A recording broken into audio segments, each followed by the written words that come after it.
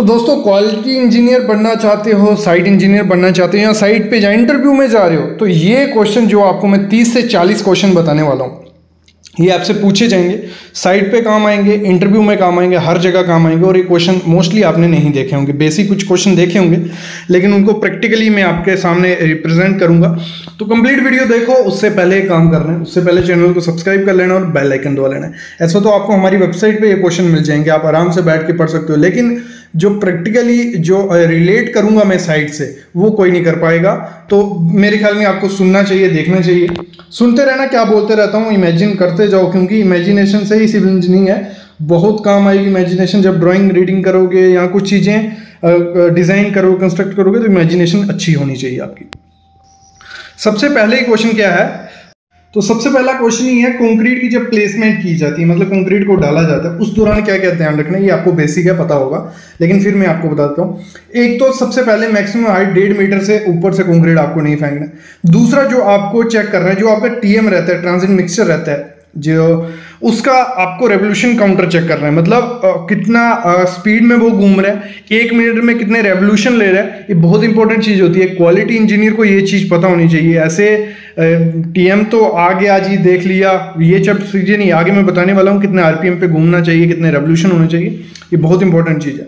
जब कंक्रीट वहां पे आपका टीएम पहुंच गया, क्या रास्ते में किसी ने पानी तो नहीं डाला उसमें, जहाँ वहां खड़ा टीएम खड़ा हुआ है, ट्रांजिट में खड़ा है, उसमें कोई पानी तो नहीं डाल रहा है, और उसको कहीं ऐसे तरीके से नहीं फेंका जा रहा है कि सेग्रीगेशन हो रहा है, मतलब 1.5 मीटर के दूर से हाइट से फेंक रहे हो, जब फेंक रहे हैं थोड़ा स्पीड में टीएम घूम रहा है, फिर बाहर गिर रहा है वो जोर से, ऐसा कुछ तो नहीं हो रहा है। फिर आपके लिए वो आपको देखना है कि जो शोवल होती है, मतलब कांटेदार, मतलब देखो दंदी बोलते हैं जिसमें, मोस्टली साइड पे दंदी बोलते हैं लेवल लैंग्वेज में, वो दंदी यूज की जा रही है, कहीं वो तो नहीं यूज किया, रैकिंग जो होती है वो बेलचा ऐसा, वो तो यूज नहीं किया जा रहा है, और कहीं वाइब्रेटर तो नहीं यूज किए जा रहे हैं। मतलब कुछ जगह क्या होता है, कंक्रीट एकदम से बहुत सारा डाल दिया जाता है, फिर क्या किया जाता है, वाइब्रेटर घुसाया जाता है उसमें कि कंक्रीट अपने आप फ्लो कर दे, उससे क्या होता है, अलग अलग मटेरियल हो जाता है। तो ये सब चीजें देखनी होती है, ठीक है।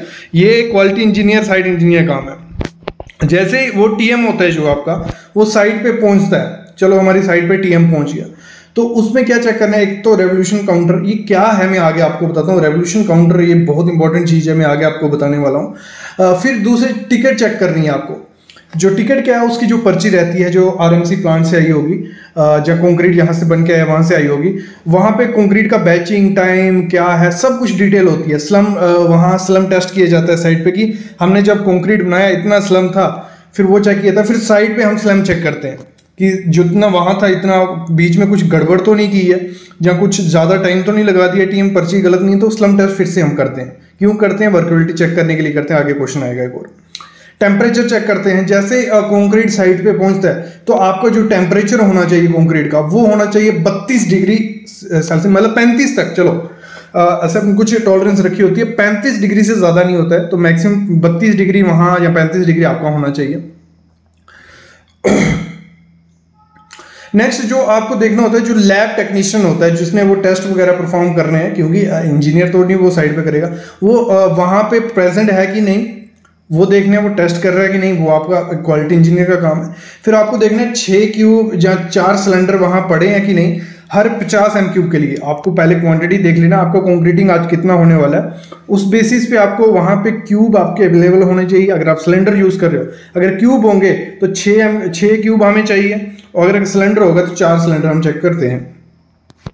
तो फिर आ गया क्वेश्चन वही स्लम टेस्ट वाला, कि स्लम टेस्ट क्यों किया जाता है। स्लम टेस्ट किया जाता है कंक्रीट की कंसिस्टेंसी, वर्कबिलिटी चेक करने के लिए, to determine the consistency of workability of fresh, मतलब सिंपल भाषा में समझो, हम स्लम टेस्ट करते हैं, एक तो हमें उससे वाटर रेशो भी पता चलती है कि पानी ज़्यादा तो नहीं है, फिर हमें मिक्सिंग का काफ़ी चीज़ें पता चलती है कि जो कंक्रीट हम यूज़ करने जा रहे हैं वो वर्केबल है कि नहीं, मतलब ज़्यादा कंक्रीट टाइट तो नहीं है, मतलब पानी तो कम नहीं है, जहाँ पानी ज़्यादा तो नहीं है, ये सब चीज़ें हम स्लम टेस्ट में चेक कर लेते हैं। फिर होता है अलोएबल स्लम्प, तो कितना एक्सेप्टेबल अलोएबल स्लम्प होता है। देखो ड्राई सैंपल होता है, जब जो कंक्रीट जहाँ पे मास कंक्रीट होने जा रहा है, मतलब प्लम कंक्रीट है या मास कंक्रीट है, जहाँ पे स्पेसिंग बहुत ज़्यादा है, मैश की को सरिया इतना यूज़ नहीं, कंक्रीट है, वहाँ से 25 से 50 mm अगर आपको स्लम मिलता है वो चलेगा, वो अच्छा कंक्रीट है। लेकिन वहाँ मोस्टली क्या करते हैं लोग, वाटर ज़्यादा रखते हैं, एकदम से फ्लो कर रहा है, वो उसकी स्ट्रेंथ नहीं होती, उसमें क्रैक्स आ जाते हैं। वो क्रैक्स ऐसे आते हैं, श्रिंकेज क्रैक, जो ऊपर से नीचे तक क्रैक्स रहते हैं, उसमें सीपेज के चांसेस काफ़ी ज़्यादा होते हैं। तो जो बेड कंक्रीट किया जाता है, मतलब जहाँ पे मैश ज़्यादा है, सरिया बहुत ज़्यादा है, डेंस है, और जब पंप से कंक्रीट करने वाले हो, तो वहाँ पे 150 से 175 mm क्या किया जाता है, स्लम्प लिया जाता है। ये भी आपको चेक करना होता है, ठीक है, ये चीज़ है। और रिकमेंडेड स्लम्प देखो, अगर मैं थोड़ी आपको बता ही देता हूँ, रीइंफोर्स फाउंडेशन है वाला, वहाँ मैक्सिमम 75 और मिनिमम 25 रखना होता है। आपकी प्लेन फुटिंग है, कैजन्स है, सब स्ट्रक्चर्स है, वहाँ मैक्सिमम आपको 75 mm, मिनिमम आपको 25 mm रखना है।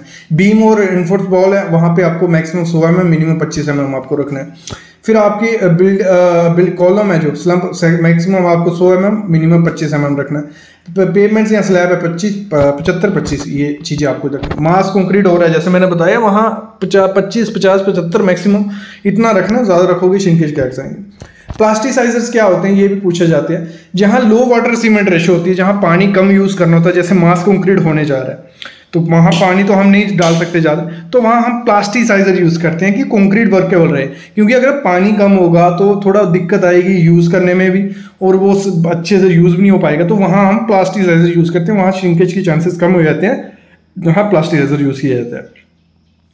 जैसे हमने पहले देखा, मैक्सिमम टेम्परेचर कंक्रीट का कितना रखना होता है स्ट्रक्चर में डालने से पहले, तो 32 डिग्री रखिए, 32 से 35 डिग्री। उससे ज़्यादा अगर होगा तो वो कंक्रीट नहीं यूज़ करना चाहिए, क्योंकि उसमें हाइड्रेशन प्रोसेस स्टार्ट हो चुका है, वो सही नहीं है।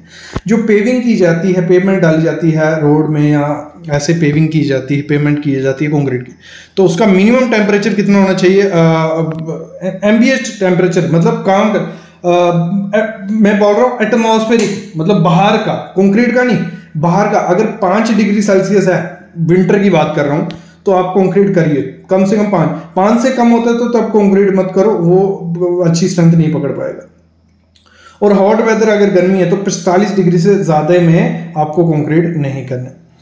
और देखो, ये आ गया वही क्वेश्चन कि मिनिमम और मैक्सिमम टेम्परेचर साइड का पानी का, ये पेवमेंट का था, ये पोरिंग का है, तो 10 डिग्री और 32 डिग्री ये होना चाहिए। क्लियर। टाइप ऑफ क्यूरिंग, कितने टाइप की क्यूरिंग होती है? देखो, इसमें होता क्या है, वाटर क्यूरिंग की जाती है, वाटर क्यूरिंग की जाती है, मतलब पॉली बनाई जाती है, पॉन्डिंग स्लैब होती है, उसमें पानी डाल दिया जाता है, 30 से 40 mm की हाइट रखी जाती है उसकी, या स्प्रेइंग की जाती है, पानी प्रेशर मारा जाता है पाइप की हेल्प से। वेट सैंड यूज़ की जाती है, कि जब वेट अर्थ, गीली मिट्टी यूज़ की जाती है। बहुत प्रोसेस होते हैं, किए जाते हैं। फिर मेम्ब्रेन क्यूरिंग आ गई, जहाँ पे एक प्लास्टिक की फिल्म डाली जाती है, वो अपने आप वो करती है। जहाँ लिक्विड मेम्ब्रेन क्यूरिंग कंपाउंड होता है, वो यूज़ किया जाता है, या रीइंफोर्स्ड पेपर यूज़ किया जाता है। तो मेम्ब्रेन क्यूरिंग में मोस्टली लिक्विड मेम्ब्रेन, जो लिक्विड आता है, उसको यूज़ किया जाता है। 2 लेयर उसकी डाली जाती है, मैं आगे बताने ही वाला हूँ आपको। तो 2 लेयर डाली जाती हैं, वो आगे बताता हूँ कैसे डाली जाती हैं। फिर स्टीम क्यूरिंग, ये प्रोसेस महंगा होता है, यहाँ नहीं किया जाता है, दुबई वगैरह में यूज़ किया जाता है। फिर नेक्स्ट अगर हम बात करें, जो आपको क्यूरिंग कब स्टार्ट करनी है कंक्रीट की, देखो, अगर आपने मोस्टली देखा होगा स्लैब वगैरह पे वो क्या होता है, क्रैक्स आ जाते हैं। तो क्रैक्स आ जाते हैं, तो अगर आप 35 से 40 मिनट बाद, जब इनिशियल सेटिंग टाइम हो जाता है कंक्रीट का, क्यूरिंग करोगे, तराई करोगे, तो आपके वहाँ क्रैक्स आना बंद हो जाएंगे, क्रैक्स नहीं दिखते हैं। तो आपको 35 से 40 मिनट बाद क्यूरिंग स्टार्ट कर देंगे थोड़ी बहुत, ठीक है, मतलब शॉवर कर दो पानी का। और जो देखो, ये क्वेश्चन वही आ गया, क्यूरिंग मेम्ब्रेन जो होती है, कितने टाइम आपको डालनी होती है, मतलब जो क्यूरिंग के लिए 2 टाइम की जाती है। एक तो पहले की जाती है, दूसरी जो की जाती है वो परपेंडिकुलर की जाती है, जैसे हमने पहली वाली सीधी कर दी, दूसरी वाली उसके ऊपर परपेंडिकुलर आपको कर देनी है, तो प्रॉपर क्यूरिंग हो जाती है। देखो, अगला क्वेश्चन है, जो कंक्रीट होता है, जैसे बैचिंग प्लांट से निकला, तो उसको कितने जल्दी आपको यूज करना है, तो विद इन और आपको यूज कर देना है। अगर वो एग्रेटेड मिक्सचर है, मतलब वो जो मिक्सर है वो क्या कर रहा है, कंटिन्यूसली मैकेनिकली जो कंक्रीट है उसको हिला रहा है, उसमें मतलब फ्लो करवा रहा है अपने अंदर, तो आपको उसको 1 घंटे में, अगर वो स्टिर है, मतलब वो घूमता नहीं है, उसका गोला जो पीछे उसका लगा होता है मिक्सचर, वो अगर घूमता नहीं है, तो आपको 30 मिनट के अंदर उसको कंज्यूम खत्म कर देना है, ठीक है। ये चीज़ भी याद रखना, दोनों चीज़ें पूछी जाती हैं ये। तो इनिशियल सेटिंग टाइम कंक्रीट का 35 से 40 मिनट रहता है, सीमेंट पे भी डिपेंड होता है वो चीज़, और टेम्परेचर पे भी डिपेंड होता है। नेक्स्ट जो क्वेश्चन है, जो बैचिंग प्लांट में मिक्सिंग की जाती है, स्टेशनरी मिक्सिंग, ठीक है, मतलब कंक्रीट जहाँ बन रहा है, बैचिंग प्लांट जो है, तो 50 to 90 सेकेंड उसको किया जाता है। इतना 50 to 90 सेकेंड उसको किया जाता है। और जो मिक्सचर की स्पीड जैसे मैंने बताया था, जो हमारा टीएम रहता है, ट्रांजिट मिक्सचर रहता है एगेटिंग वाला, घूमने वाला, तो उसके 1 मिनट में 2 से 6 रेवोल्यूशन आपको देखने हैं, इतनी 1 मिनट में इतनी होने चाहिए, तो वो सही है। उससे ज़्यादा हो रहे हैं तो वो सही नहीं है। ये क्वेश्चन इंटरव्यू में पूछा गया था, रिलायंस में भी पूछा गया है और एल&टी में भी ये क्वेश्चन पूछा गया बच्चों से, मेरे स्टूडेंट थे, उन्होंने पूछा था आके, क्योंकि उनको आइडिया नहीं था, तो ये क्वेश्चन इसलिए ऐड किए गए। और जो मिक्सिंग स्पीड होती है मिक्सचर की, वो कितनी होनी चाहिए? 6 से 18 RPM होनी चाहिए। क्लियर? तो कंक्रीट की फटीग क्या होती है? फटीग क्या बोलते हैं? कंक्रीट कमज़ोर हो जाता है अगर मैं बताऊं, कहीं कुछ एग्जांपल लेते हैं। कोई कंक्रीट है, कुछ वेट है, मतलब जैसे कोई मशीन है या जगह होती है ना, वहाँ पे क्या होता है, कुछ मटेरियल को यूज़ करके दोबारा उसी जगह पे रोज़ फेंका जा रहा है, तो रिपीटेड लोड की वजह से जो कंक्रीट टूट जाता है, क्रैक आ जाता है, खड्डा पड़ जाता है, उसे कंक्रीट फटीग बोला जाता है। और क्रीप क्या हो गया? क्रीप हो गया मतलब कुछ लोड है, कोई हैवी लोड है, वो एक जगह पे रख दिया हमने, स्लैब पे रख दिया, और कुछ टाइम बाद क्या होगा, वहां पे डिफॉर्मेशन हो गई होगी, मतलब बैंड जैसा बढ़ गया होगा, वो चीज को हम क्रीप बोलते हैं। ठीक है, ये भी हो गया। तो हाउ वुड यू, आपको कैसे पता चलता है कि जो कंक्रीट है वो इनिशियल सेट स्टेज पे पहुंच चुका है? जब उसमें जो पानी होता है ऊपर हमें दिख रहा होता है, वो दिखना बंद हो जाए, मतलब ब्राइटनेस, लाइट पड़ती है तो चमकना बंद हो जाए, तो समझ लो इनिशियल सेटिंग टाइम कंक्रीट का हो चुका है। If agitated concrete discharge after more 1 hour but will have, अगर जो एगेटेड कंक्रीट है, मतलब टीएम में कंक्रीट पड़ा हुआ है और वो घूम रहा है, 1 घंटा हो गया, 1.5 घंटा, 2 घंटा हो गया, तो उसके बाद अगर हम उसको यूज करेंगे तो कंक्रीट जो होगा वो एक तो ओवर मिक्स्ड होगा, वो सही नहीं है, वो गर्म हो गया होगा क्योंकि हाइड्रेशन प्रोसेस स्टार्ट हो गया, और उसकी स्ट्रेंथ क्या होगी, रिड्यूस हो गई होगी, और वो जब उसको यूज करोगे उसमें क्रैक गारंटी आएंगे। कंक्रीट के जो क्यूब्स होते हैं उनको कितनी लेयर में कास्ट किया जाता है? 3 लेयर में उसको भरा जाता है, बेसिक क्वेश्चन है। और हर एक लेयर में कितने स्ट्रोक किए जाते हैं? 35 किए जाते हैं, 35 में अप्रॉक्स 100% कंपैक्शन हम उसकी करते हैं। और साइज, जो रॉड यूज की जाती है साइज, उसका क्या होता है? 16 mm की डाया होता है, उसको 600 mm लंबी होती है वो। क्यूब का जो स्टैंडर्ड साइज यूज किया जाता है, ऐसे तो काफी 75 बाई 75 के भी आते हैं, 150 बाई 150 mm का हम क्यूब यूज करते हैं। और साइज स्लम का, कोन का साइज क्या होता है? हाइट 300 mm होती है, जब 30 सेंटीमीटर, टॉप 100 mm या 10 सेंटीमीटर, बॉटम उसका 200 mm या 20 सेंटीमीटर होता है।